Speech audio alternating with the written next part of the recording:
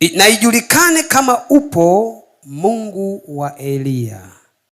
Maana yake huyu anayeimba anasema na ijulikane kama upo Mungu wa Eliya. Maana yake ana mambo haya mawili, yawezekana hayupo. Na huu wimbo umetoka kwenye kile kitabu cha Wafalme wa Pili sura ya 2 mstari wa 14. Pale imeandikwa kwa habari ya Mungu wa Eliya. Unamwona Elisha alipochukua koti la Eliya akafika kwenye ule mto, akapiga, akatamka na ijulikane Mungu wa Eliya. Bwana Yesu asifiwe.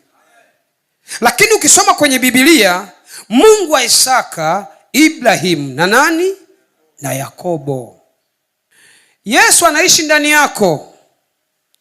Usije ukasema kwamba ninamwomba Mungu wa mchungaji Peter, maana yake wewe una. Ukisema namwomba Mungu wa mchungaji Peter, maana yake wewe una huyo Mungu, ila mchungaji Peter ndo anaye huyo Mungu. Hapana, wewe unaye Yesu, kwa jina la Yesu. Haleluya.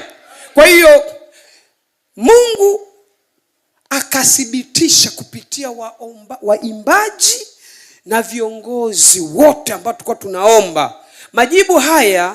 Yani hizi nyimbo nazo zileta hapa, Mungu ameleta majibu kupitia watu wengine 5, 6, wengine 4, wengine 3.